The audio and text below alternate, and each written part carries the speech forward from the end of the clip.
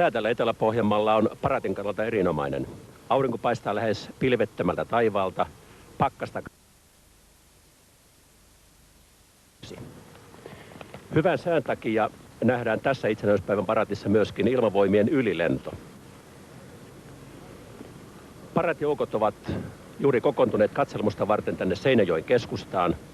Joukot ovat yhtä lukunottamatta läntisen maanpuolustusalueen varusmiehiä ja kantahenkilökuntaa.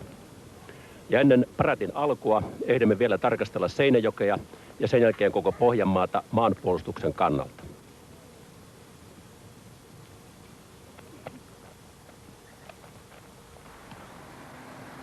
Seinäjoki on suomenkielisen Etelä-Pohjanmaan taloudellinen ja kulttuurillinen keskus.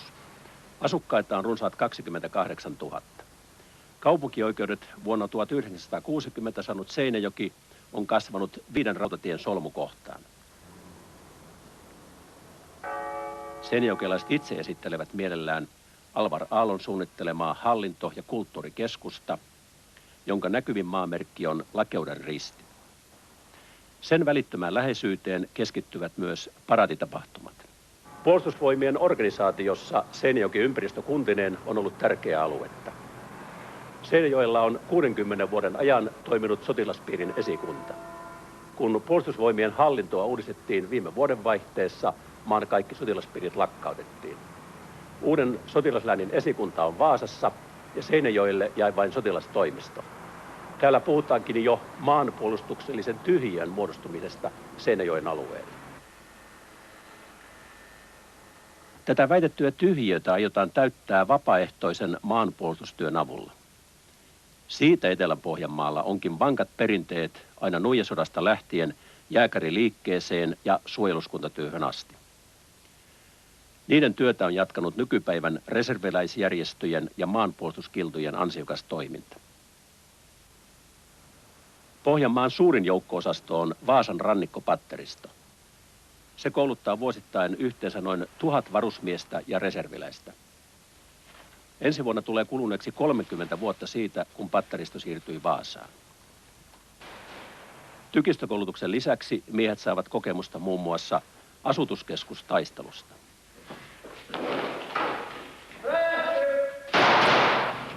Ainoana moottoroituna rannikkotykistöjoukkona Vaasan rannikkopatteristo saa koulutettavansa kaikista rannikon sotilaslääneistä. Koulutus on varsin teknistä. Tässä ammutaan simulaattoreilla oletettuihin merimaaleihin, kunnes päästään harjoittelemaan varsinaisilla aseilla. Kauhavan ilmasotakoulusta valmistuvat kaikki Suomen sotilaslentäjät. Paljonko lentäjän koulutus maksaa? Kadettikurssin läpikäynyt on maksanut meille noin 3 miljoonaa markkaa ja sen jälkeen alkaa vasta koulutus varsinaisilla taisteluhävittäjillä. Nykyään varusmiehille annetaan lentokoulutusta vain upseerikurssilla. Koulutus kestää 11 kuukautta, josta alkeiskoulutusta on noin puolet. Varusmies-upseerioppilaat pääsevät lentämään tällaisilla vinka-potkurikoneilla puolen vuoden kuluttua palvelukseen astumisestaan. Hävittäjälentäjän peruskoulutus annetaan 3-vuotisella kadettikurssilla. Koulutus tapahtuu Hawk-harjoitushävittäjillä.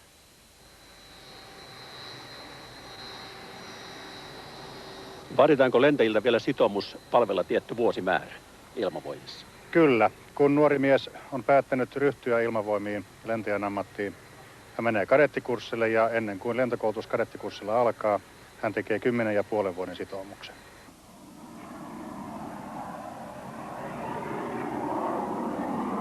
Harjoitellaanko paratien ylilentoja etukäteen muodostuvan lentona?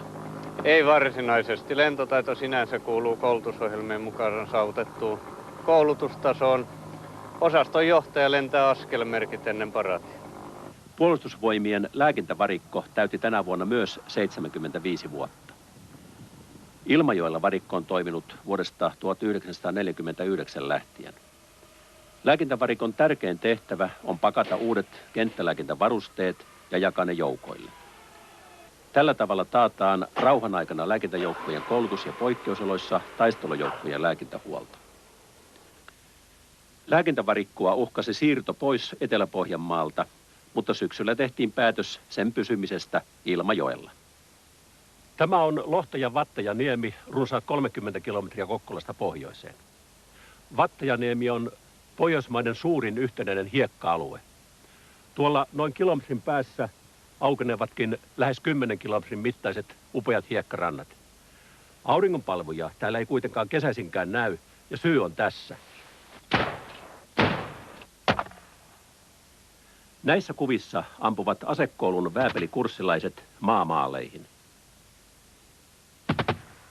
Lohtajan Vattajaniemi on varsinaisesti ilmatorjunta-aselajin harjoitusalue. Varusmiehet ampuvat runsaan viikon mittaisilla leireillä liikkuviin ilmamaaleihin niin tykeillä kuin ohjuksillakin. Ilmatorjuntaleiri on sijainnut Lohtajalla yli 40 vuotta. Aika ajoin näitä rantoja on haluttu siirtää virkistyskäyttöön. Viime aikoina vaatimuksia on esittänyt varsinkin Pro-Vattaja-liike, joka edustaa paikallisia rannan käyttäjiä. Ranta-alue on kuitenkin niin täynnä sirpaleita, että sen raivaaminen siviilikäyttöön olisi melko ylivoimainen tehtävä. Nämä asekoulun oppilaat tulevat Rajavartioston ja Puolustusvoimien joukko-osastoista oppimaan aseiden ja ampumatarvikkeiden huoltoa. Asekoulu on toiminut Kokkolassa 23 vuotta, siirryttyä sitä ennen 10 kertaa. Jälleen kerran sitä suunnitellaan siirrettäväksi, tällä kertaa Lahteen parin vuoden päästä. Siirtosuunnitelmat ovat vaikuttaneet haitallisesti asekoulun toimintaan. Tietysti se vaikuttaa esimerkiksi henkilöstön rekrytointiin erittäin voimakkaasti, että ei tänne ole halukkaita ammattilaisia tulemaan kovinkaan herkästi. Mutta poismuuttoa on esiintynyt. Poismuuttoa on nyt viimeisen vuoden aikana on lähtenyt lähemmäs 10 henkeä ja esimerkiksi upseerivajaus meillä on tällä hetkellä 40%. Taso laskee, sille ei voi mitään. Puolustusvoimat työllistää koko maassa siviilihenkilöitä 10 000, Kokkolassakin yli 50. Mikäli asekoulu siirretään pois, työttömiksi jäävät lähes kaikki siviilit, heistä suurin osa naisia. Vasta hyökkäykseen on kuitenkin päätetty ryhtyä. Emme ole menettäneet kuitenkaan toivoamme. Yhdessä maakunnan tukemana, niin kuin aikaisemminkin, tulemme yrittämään kaikkemme, että asekoulu jäisi Kokkolaan ja näin me saisimme pitää työpaikkamme Kokkolassa. Paraatijoukot, asento, eteen, huomio, katse oikeaan, ai!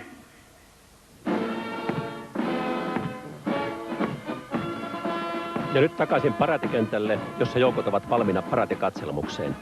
Pian Vaasan sotilaslaiden komentaja eversti Olavi Simola ilmoittaa joukot läntisen maanpuolustusalueen komentajalle kenraaliluutnantti Ilkka Rannalle.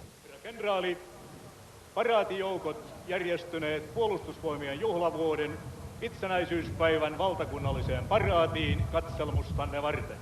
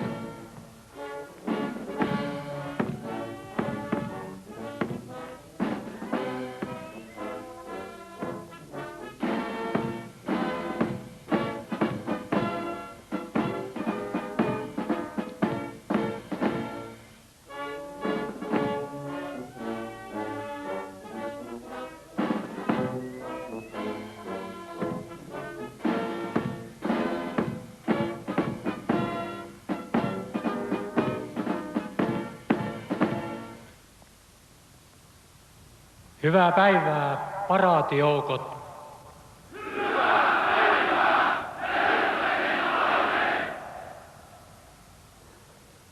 Katse eteen. Ain. Olalle.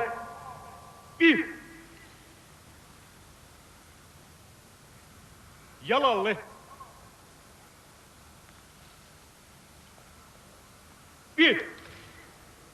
Lepo.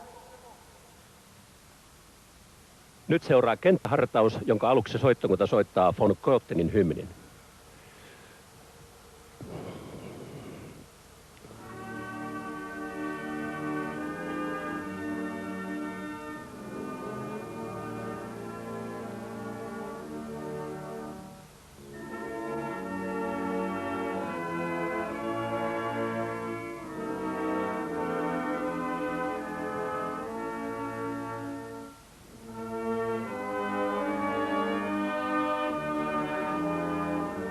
Paraatisoittokunnan muodostaa Pohjanmaan sotilassoittokunta ja Satakunnan sotilassoittokunta vahvennettuna Etelä-Pohjanmaan reserviläissoittajilla. Paraatisoittokuntaa johtaa Pohjanmaan sotilassoittokunnan kapellimestari, musiikkiyliluutantti Janne Siniketo.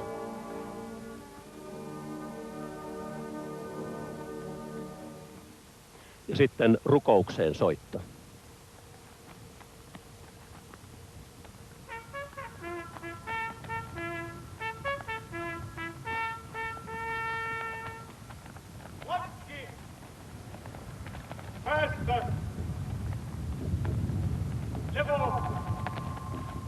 Kenttähartaudessa saarnaa kenttärovasti Seppo Viitamäki.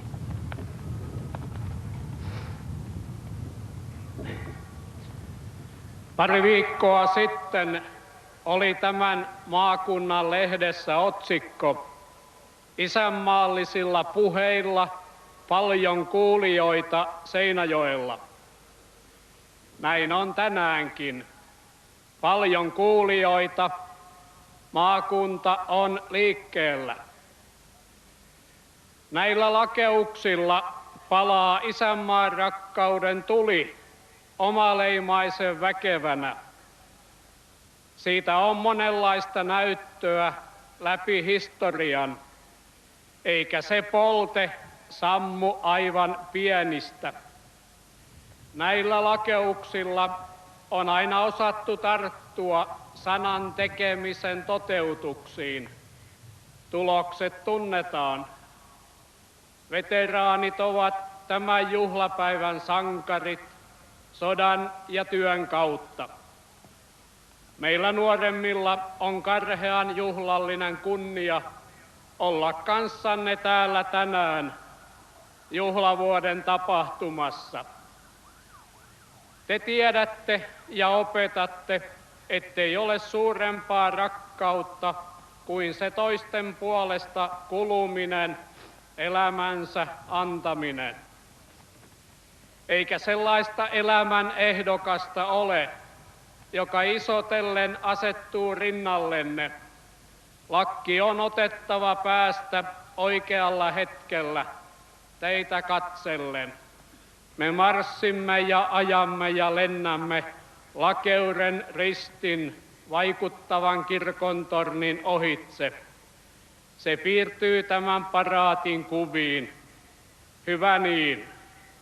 Hyvä muisto tästä päivästä. Pienillä ihmisillä kuitenkin suuri huolenpitäjä.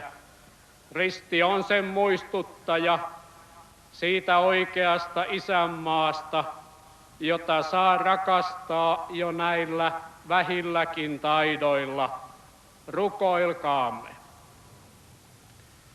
Oi Herra, käy sä siunaamaan nää rannat rakkaan synnyinmaan. Suo aina rauha suloinen ja estä sotaverinen. Aamen.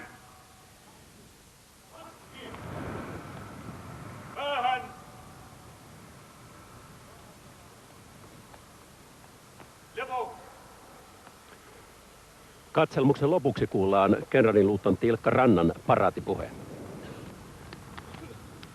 Sotilaat, tänään saamme viettää juhlapäivää puolustusvoimien omilla juurilla täällä Pohjanmaalla.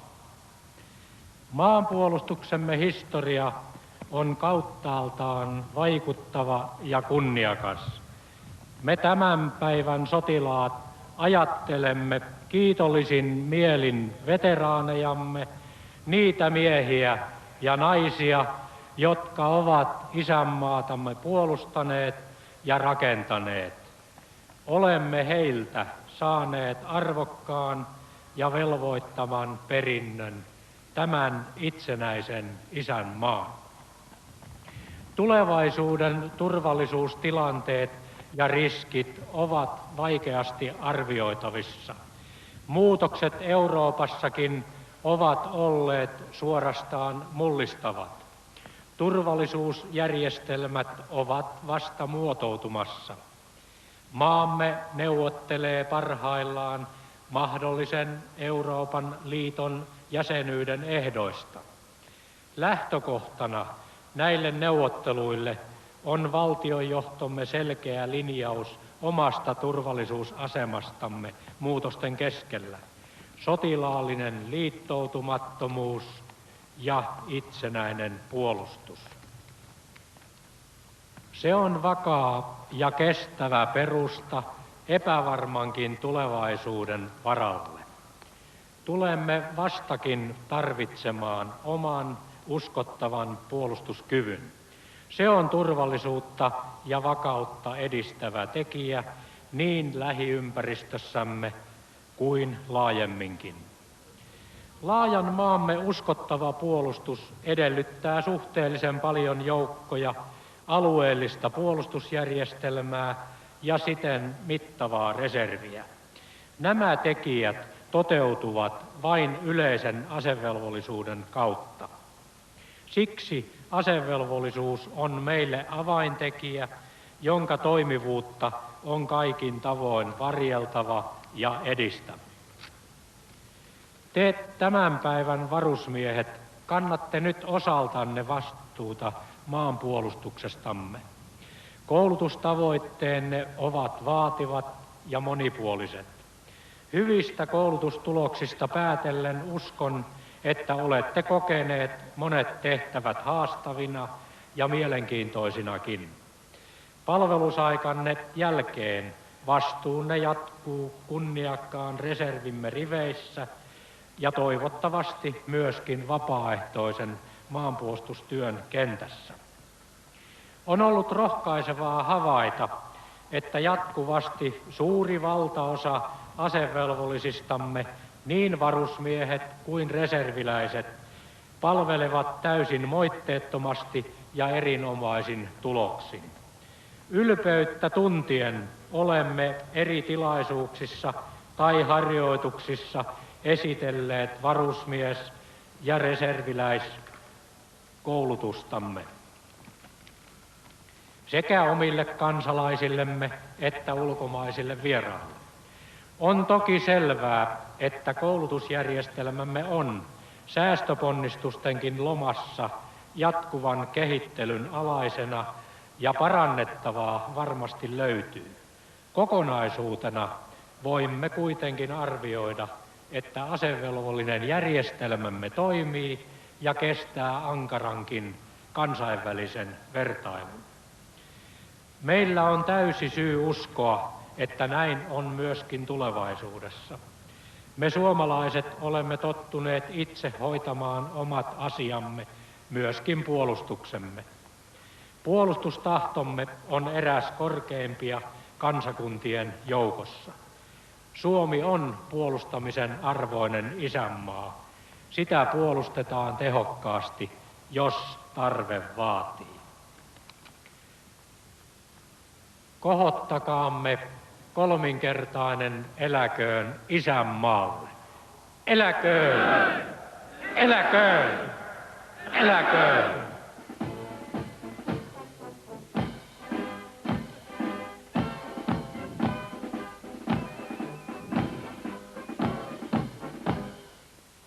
Juhlaparaatin ohimarssi on alkanut. Ensimmäisenä marssii paraatin komentaja eversti Olavi Simola. Ohimarssin ottavat vastaan läntisen maanpuolustusalueen komentaja, kenraaliluutnantti Ilkka Ranta ja Seinäjoen kaupunginvaltuuston puheenjohtaja Eino Rajamäki. Eversti Simolaa seuraavat kielekkäinen valtionlippu ja jääkärilippu.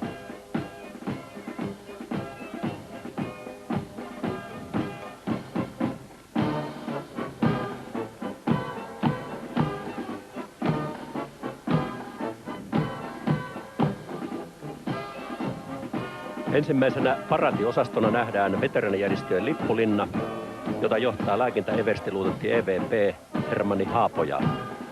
Häntä seuraavat sotainvalidit, sota- ja rintamamiesveteraanit sekä rintamanaiset ja entiset sotavangit. Kaikkia lippulinnassa on yli 90 Vaasanlänsissä toimivan veteraanijärjestön lippua.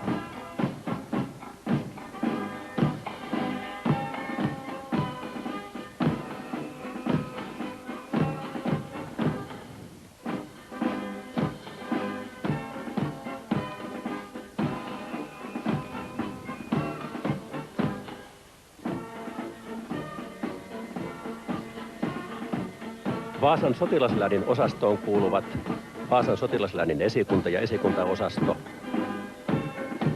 Ähtärin asevarikko, lääkintävarikko, joka tulee siis Ilmajoelta.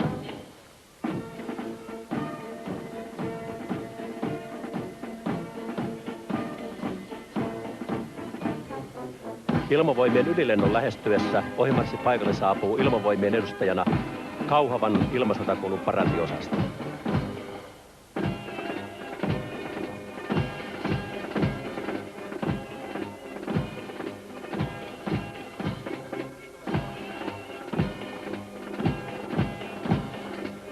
Ja nyt nähdään ylilento. Siihen osallistuu 12 konetta.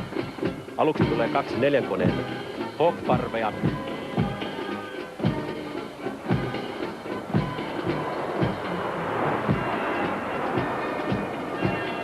Ja lopuksi 1 4 koneen Draken-parvi. Drakenit tässä. Ylilentoon piti osallistua myöskin 8 Vinka-potkurikonetta, mutta kovan tuulen vuoksi ne eivät lennä. Seuraavana paikalle marssii asekoulun paraatiosasto. Asekoulun lippukomppaniassa on 45 miestä.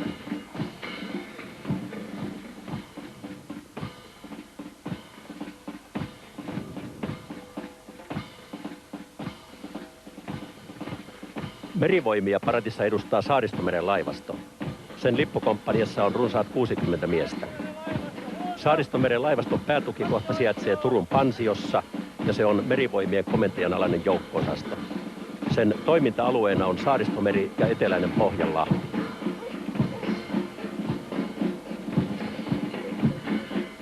Viimeisenä jalanmarssivista osastoista tulee sotakoiraosasto. Siinä nähdään 9 sotakoiraa ohjaineen.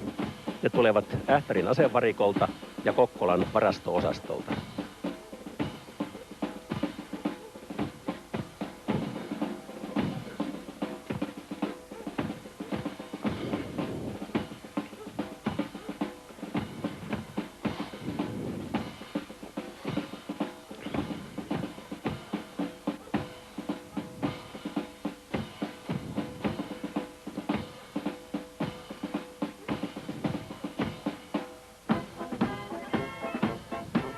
Moottoroiduista osastoista ensimmäisenä ohimarssipaikalle jyristelee paraatin suurin joukko-osasto Porin prikaati.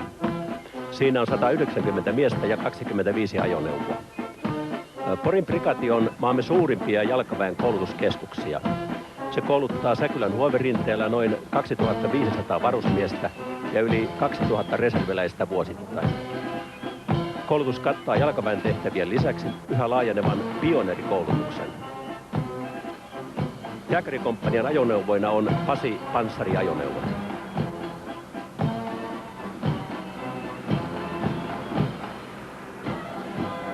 Porin prikaatin paraatiosastoon kuuluva panssaritorjuntaohjuskomppania tulee telakuorma-autoilla, jotka on varustettu uudella raskaalla panssarintorjuntaohjusjärjestelmällä.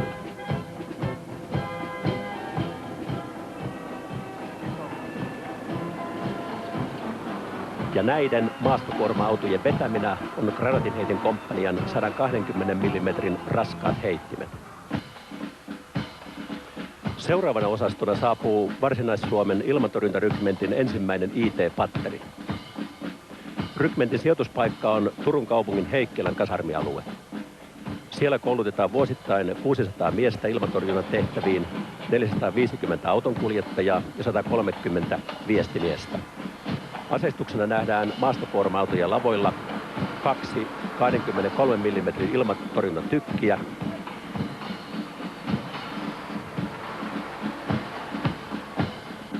ja ilmatorjuntaohjuksia mallia 86 sekä 1 ilmatorjuntaohjus mallia 90.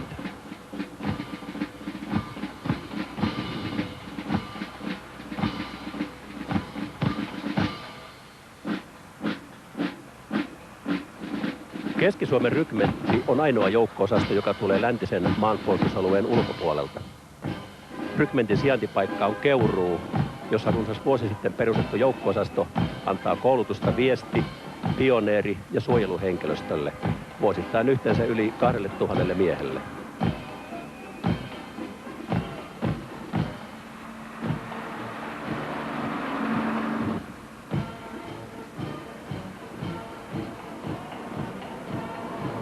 Kalusto-osastossa on jääkäriprikatelle kuuluvaa pioneerikalustoa, panssariajoneuvo, sitten nähdään sulutusajoneuvo. Ja nyt näkyy lavetti, maansiirtokone.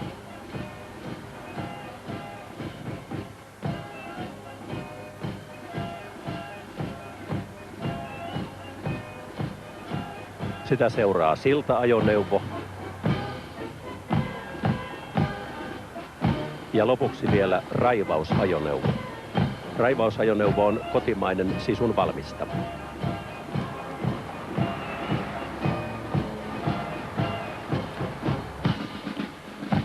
Kenttätykistöä paratissa edustaa tykistöprikaati. Niiniselossa sijaitseva prikaati kouluttaa vuosittain 2000 varusmiestä, 1900 reserviläistä ja 1400 YK-rauhanturvaajaa.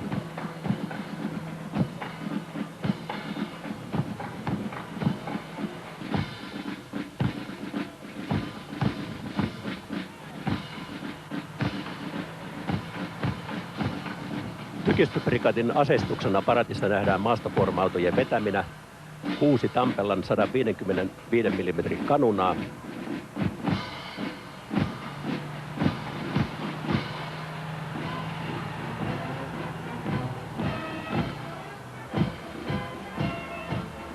ja 4 122 mm raketin heitintä. Vaasan rannikkopatteristoa edustavat esikuntajaos ja 2 tykkipatteria. Patteristo on erikoisjoukko, joka kykenee ampumaan liikkuvia merimaaleja kiinteän rannikkotykistön tapaan. Sen lisäksi patteristo pystyy taistelemaan maarintamalla kenttätykistön lailla. Paraatikalustona Vaasan rannikkopatteristolla on maastokuorma-autojen vetäminä 8 130 mm kanunaa. Paraatiosaston mukana nähdään myös meritorjuntaohjuspatteri, jonka kalustona on 2 meriohjuslavettia mallia 85.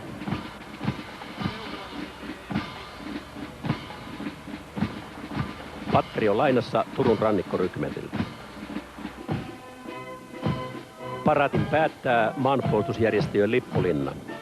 Sen muodostavat Vaasan läänin maanpuolustuskillat, reserviläisjärjestöt ja siniparetit.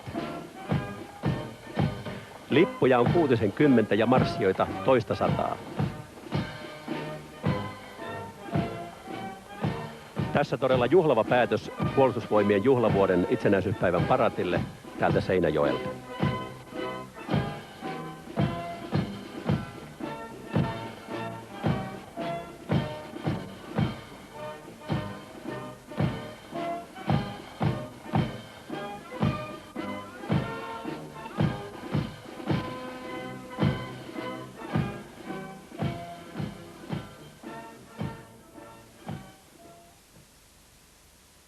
Katsotaan nyt kuinka pikkukakkosesta